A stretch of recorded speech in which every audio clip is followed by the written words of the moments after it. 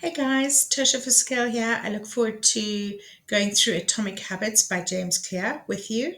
And I would like to bounce out of the text into passages of scripture and show you where I see biblical principles at the foundation of many of these great truths and wonderful pieces of advice that James Clear teaches us in Atomic Habits. Atomic habits are powerful. The smallest effort over time can have huge results. James Clear talks about the aggregation of marginal gains.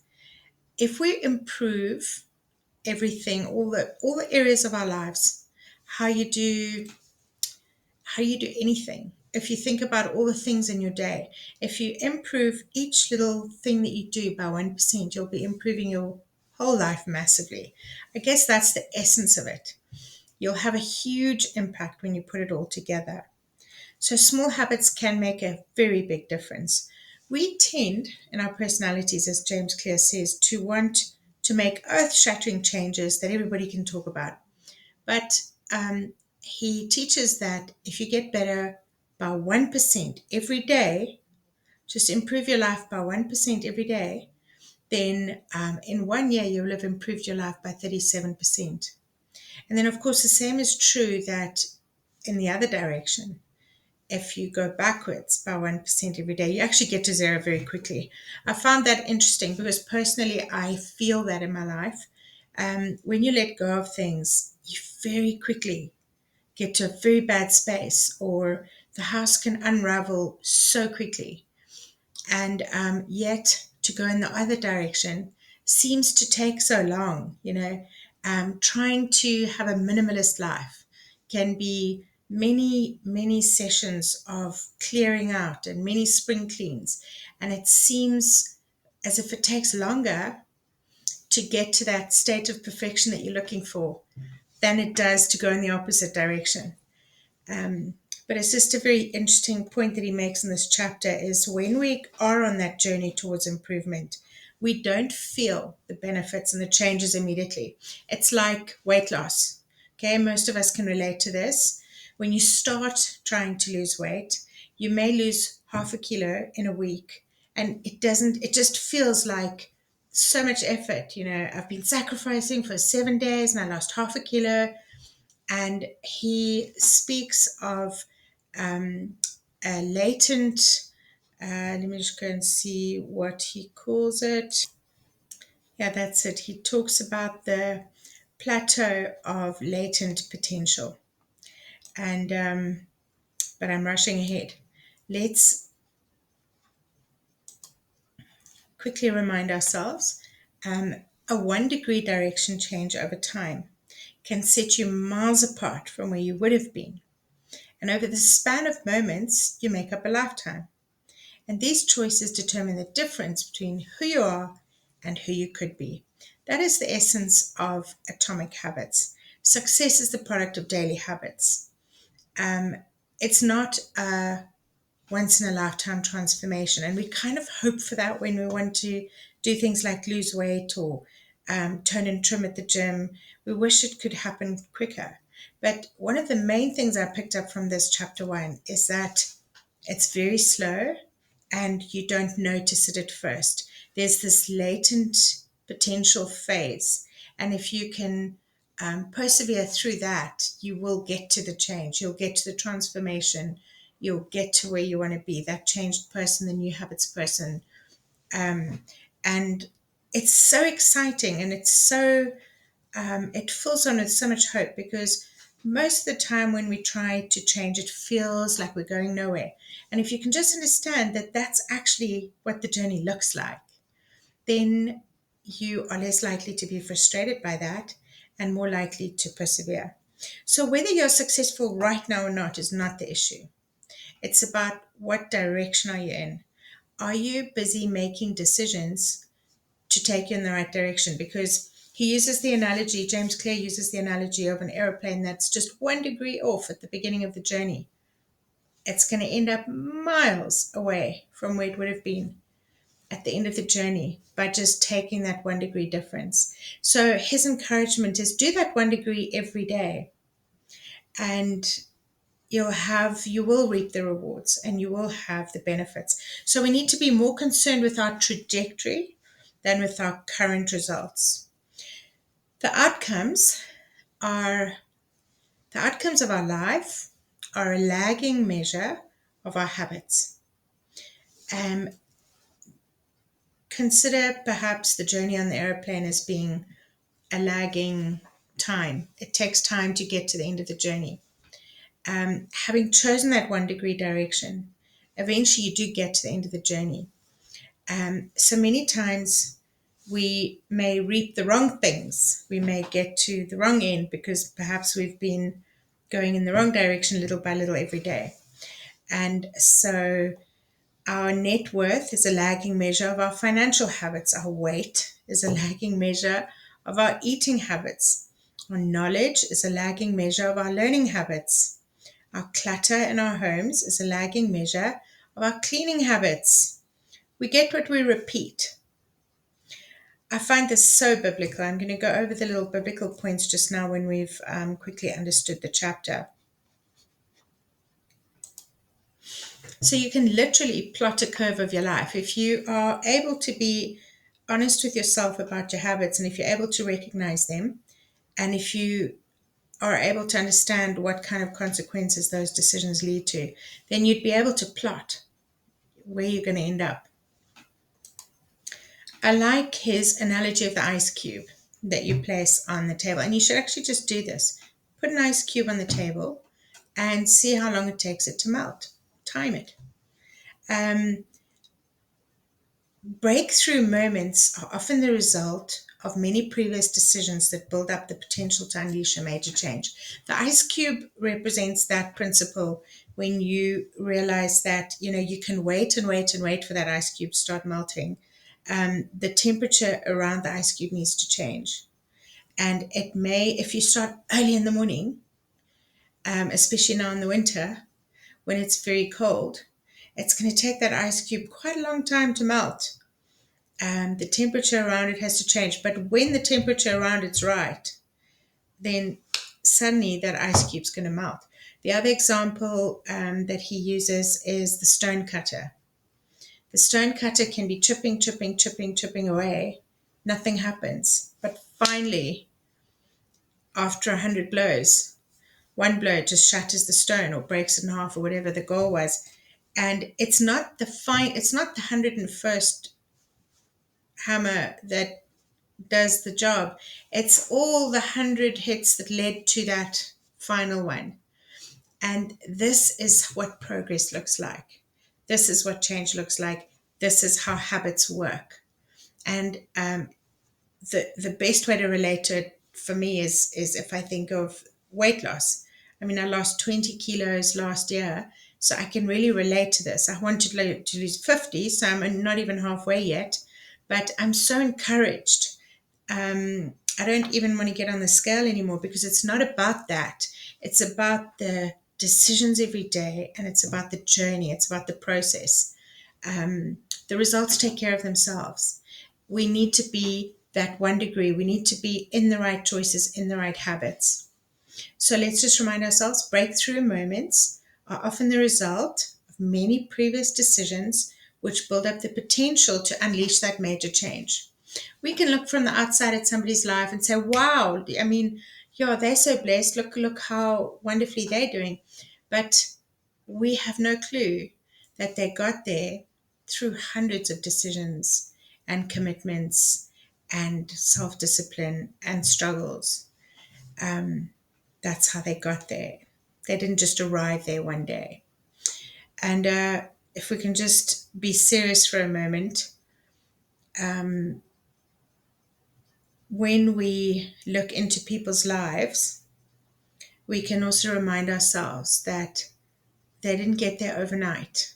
Whether it's good or bad, whether they're doing well or badly, wherever they find themselves, it's a result of so many decisions and choices. And, God holds us responsible for those choices that we make. And we need to appreciate that in each other's lives too. And sometimes the Lord's hand is heavy upon us if we are not going in the right direction, and He's trying to move us towards the goodness that is His will for us. And when we see somebody whose the Lord's hand is heavy upon them, we can't just go and rescue them. Each of us need to sometimes go through that hard time of being taught and trained and disciplined by the Lord. So that's just a little bit on a negative side. But there is the positive side too. The point is, we reap what we sow. But I'm getting into the biblical stuff now before finishing the points made in the book. Our habits need to persist until we get to that breakthrough.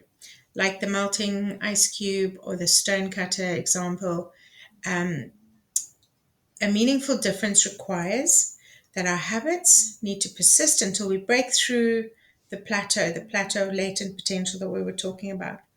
So if you find yourself struggling, it's not because you've lost your ability to improve. It may just be that you're not through that plateau yet. And I remember with those 20 kilos that I lost, I remember when all of a sudden so many people started saying to me, wow, you've lost so much weight, you're looking good. But on the journey there, it felt like I wasn't losing weight. But one day it was 20 kilos, that is just, and it was a year, it took a year. But that's the plateau of latent potential. And I was just saying to Chloe this evening, she's 16, and life is difficult sometimes. There are ups and downs. And you guys know, you've got children, you know what the kids go through. There are so many things that we go through in our teen years. And I see Chloe making right decisions and doing devotions. And, I've just really got a lot of respect for how she's making her decisions. But sometimes it's lonely. It can be a very lonely time. And, I realized that the teen years are like this latent potential time. And just remember that when you do what's right, the benefits are long term. You reap the rewards later. It's not that instant gratification that comes from wrong choices, like the Bible speaks of sowing to the flesh. When you try to do what's good and right, Jim is a good example. It takes long. It takes longer to see the results. And that's what the teen years are like. You're making good decisions. You're trying, and you feel you're alone in this. Perhaps around you, your peers may not be doing the same thing. You may be feeling peer pressure. You could, even in the workplace, you could feel this. You could feel like, I'm not like in with the crowd that seem to be the popular group, or, there's always that. There are always these differences in social groups, and but you got to keep chipping away, doing the right thing. The promotion will come. The day will come when the rewards make themselves known. And that's what I learned from chapter 1. It's very encouraging. And on that point, let's not leave out the point that he made, the difference between a goal and a strategy. The goal is, I want to lose 50 kilos. The strategy is every single decision all day long that allows me to lose half a kilo in a week, or a kilo or 2 kilos, or whatever it is. Focusing on goals actually isn't the way forward. And he makes a very good point that if you look at the Olympics, the winners and the losers all had the same goal. They all wanted to win. The losers didn't not have a goal to win. They also had the goal to win. But the ones who had the best strategy are the ones who won. They're the ones who get there. And so we shouldn't focus on goals at all. He totally nullifies focusing on goals and actually lists all the reasons why you shouldn't focus on goals. A goal only sets your direction. It only determines the direction. The strategy is how you get there. The habits are in the strategy. And if you only focus on the goals, you may end up in a yo-yo effect, where say now you had a goal to win a particular competition, and so you ran every day for an hour to win this marathon. And when you hit the goal and you win the marathon, or you do well in the marathon, you may stop running afterwards because you've achieved your goal, because that's all you thought of was your goal. But if your strategy was that you want to be this fit person who runs every day, then the marathon is just a byproduct, and it's great. The results take care of themselves. It's wonderful, and you do great, you win, or whatever. And then you continue to be the runner afterwards, because it's about more than the goal. It's about the strategy and the direction. Some biblical truths that I'd like to point out that came to mind for me as I went through this chapter was the diligence that the Bible teaches. God tells us, be diligent, be like the ant, be diligent. You know, the ant is very industrious. The ant actually has this compound effect that Atomic Habits talks about, that improved by 1%, you'll have a 37% improvement in a year. The ant shows us this compound benefits effect, and God calls us to function like that. And when Jesus said that he brings life in abundance, all the biblical principles take us in a good and right direction, and those effects are compounding, and there's a reaping and a sowing that comes into that as well, and that has a compounding effect. And when God says, eye hasn't seen nor ear has heard all the good things I would plan for you, I really think a lot of that is connected to all these wonderful outcomes that we can have when God blesses our diligence. You know, when Gideon got into the threshing floor and started um, working undercover so that the Philistines wouldn't see him, and he was working at night so that they wouldn't come and plunder, because they were plundering whenever they saw anybody with food or anything. And he was exercising diligence. He didn't see it coming, that God would use him the way he used him to rescue the whole of Israel. He was trying to provide for his family and rescue them. Perhaps he was the only one willing to make an effort and to step out. And the Lord really multiplied that effort of his. He really had compound benefits to the point that it affected the whole nation. And we can impact our families. If you just consider Bowen family systems theory, the concept of differentiation, of maturity, when you continue to stand firm doing the right thing, yeah, you may have resistance up to a point, but at some point the resistance collapses and people are pulled forward. Jesus did that for us. Ultimately, he did that for us.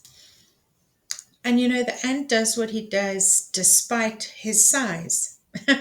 All right. Sometimes we're small in this life, and we may not have a lot of clout. We may not have a lot of what we seem to think is needed. But God's given us everything we need for the life He's given us, for the calling He's given us, for the people He's given us to impact, for the potential that He's put in us. We have everything we need, and we just need to be like the ant and persist and persevere and do a little bit every day as God calls us to, and not be idle. Let's remind ourselves, idle hands are the work of the, all right, it's not a good direction. We want to be hardworking, self-disciplined, prudent, investing, industrious, diligent. That's the example of the ant that we see. And ants are team players too. And they are good planners. And they do things well. And they do things in a very proactive manner. You know, they'll have a little nursery. They'll have, I mean, they're very organized. I was just learning about ants in preparation for this as well. And there's some ants that live in tunnels and things in a swamp area that floods daily. And they've built these little bell towers where they put their eggs and where they wait when the water comes up, they rush in and they get there on time, and they wait. And when the water subsides, they go out again and do what they need to do. But, God will always give us a way. He never leaves us. He'll never desert us. If we will just continue doing from our side what we can do, he will always bring his side, as he did with Gideon. So we can't emphasize diligence enough. When I read Atomic Habits, I see a diligent lifestyle. And Proverbs 22 verse 29 says, do you see the man who is diligent in his business? He will stand before kings. God will lift you up, and in his time, he will bring you to the things that he has planned and prepared for you and for your gifts and talents. Just keep trusting him, and just every day check that you're in the right direction. Remember, it's about the direction. Every single day, just make sure you're in the right direction. When James Clear talks about the 1 degree direction change over time, that sets you miles apart from where you would have been when you get to the end of the journey, we would be amiss to not talk about reaping and sowing. James Clear says, over a span of moments, we read this earlier on, over the span of moments that make up a lifetime, our choices determine the difference between who we are and who we could be. This is the biblical sowing and principle and reaping principle. The Bible says in Galatians 6 that do not be deceived, God cannot be mocked. A man reaps what he sows. Whoever sows to please the flesh, from the flesh will reap destruction. And whoever sows to please the Spirit, from the Spirit will reap life. Do not become weary in well-doing, for at the proper time we will reap a harvest if we do not give up. Did you hear that latent potential, plateau of latent potential there? At the proper time. So there is always a lull in achieving the result and getting to the end. This whole life is actually a latent potential lull towards finally entering heaven and being made perfect in heaven. And all the obedience and diligence and choosing right, of course, amidst all the failures and repentance along the way, all of this is this latent potential phase. What we talked about earlier on about the teens, the teenagers, they're experiencing that in a little microcosm version. They've got like the mini version of the lifetime. And perhaps that's to also prepare them for a lifetime. Let them experience in these short few teen years what it is to feel alone, to feel the difficulties and struggles of making those right decisions regardless of what's going on around you. And they will reap the reward in their 20s. And we've got the lifetime version of that as well as a Christian in our Christian walk. And then, of course, in our daily lives, we've got that in the various aspects that we're trying to persevere in and to bring change in. So do not grow weary in well-doing, for at the proper time we shall reap. There is so much more that I actually prepared and would have liked to say, but I just don't want to speak for too long. I'm going to wrap it up and just finish on what is your direction. We know now that our habits will change our direction, and it's not about goals, it's about the system. The system is those habits that we are forming, the things we're doing. That's what makes up the system that gets us to the end of the road. And we don't want to only look at the goal. We want to be focusing on the system, on the decisions, on the habits. And so have we chosen that 1% direction? What is your direction? And then I just want to bring it to a spiritual conclusion by saying, are you in the will of God? Is that the direction that you are in? What is God's will? It's